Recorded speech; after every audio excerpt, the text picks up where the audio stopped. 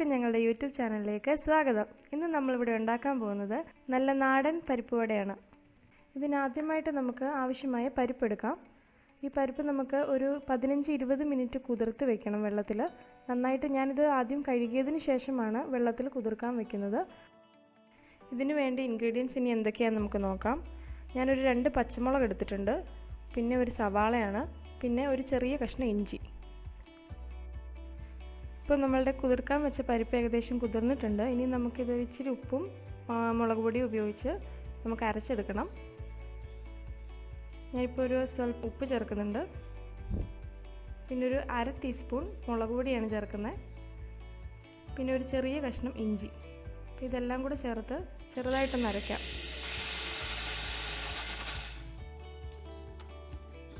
നമ്മളിപ്പോൾ ഇത് അരച്ചെടുത്തിട്ടുണ്ട്. ഈ ഒരു പരുവം മതി, ഒത്തിരി അങ്ങ് അരച്ചു പോകരുത്. ഇനി ഇതിലേക്ക് നമുക്ക് നേരത്തെ അരിഞ്ഞു വെച്ചിരുന്ന സവാള, പച്ചമുളക്, കറിവേപ്പില എന്നിവ ചേർക്കാം.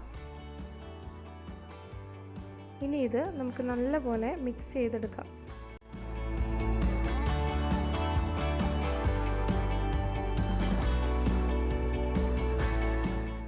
ഇതിപ്പോൾ നന്നായിട്ട് മിക്സ് ആയിട്ടുണ്ട്. ഇനി ഇത് നമുക്ക് ചെറിയൊരു ഉരുള പോലെ ആക്കിയെടുത്തിട്ട് പരിപ്പുവടയുടെ ഷേപ്പിലാക്കാം.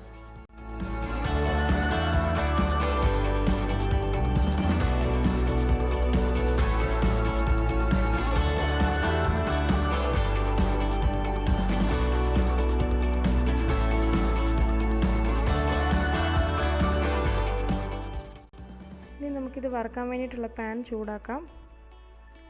പാൻ നന്നായി ചൂടായതിനു ശേഷം നമുക്കിതിലേക്ക് ഓയിൽ ആഡ് ചെയ്യാം. ഇപ്പോൾ നമ്മുടെ എണ്ണ നന്നായിട്ട് ചൂടായിട്ടുണ്ട്. ഇനി നമുക്കിതിലേക്ക് ഓരോന്നായി വറുത്തെടുക്കാം.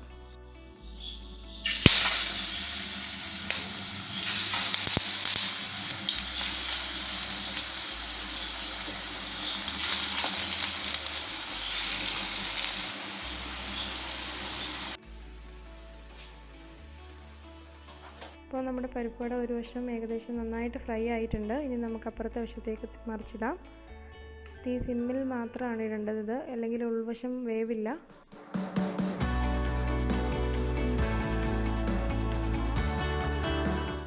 ഇപ്പോൾ നമ്മുടെ പരിപ്പുവട ഏകദേശം റെഡി ആയിട്ടുണ്ട്. ഇനി നമുക്കിതൊരു പാത്രത്തിലേക്ക് മാറ്റാം.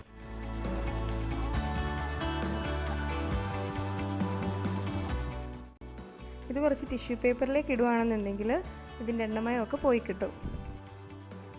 നമ്മുടെ ചൂടൻ പരിപ്പുവട ഇവിടെ റെഡി ആയിട്ടുണ്ട്. ഇതിൻ്റെ കൂടെ ഏറ്റവും ബെസ്റ്റ് കോമ്പിനേഷൻ നല്ലൊരു കട്ടൻ ചായയാണ്. ഈ വീഡിയോ നിങ്ങൾക്ക് എല്ലാവർക്കും ഇഷ്ടപ്പെട്ടെന്ന് വിചാരിക്കുന്നു. ഇഷ്ടമായെങ്കിൽ ഞങ്ങളുടെ ചാനൽ സബ്സ്ക്രൈബ് ചെയ്യുക. പുതിയൊരു വീഡിയോയുമായി വീണ്ടും കാണാം.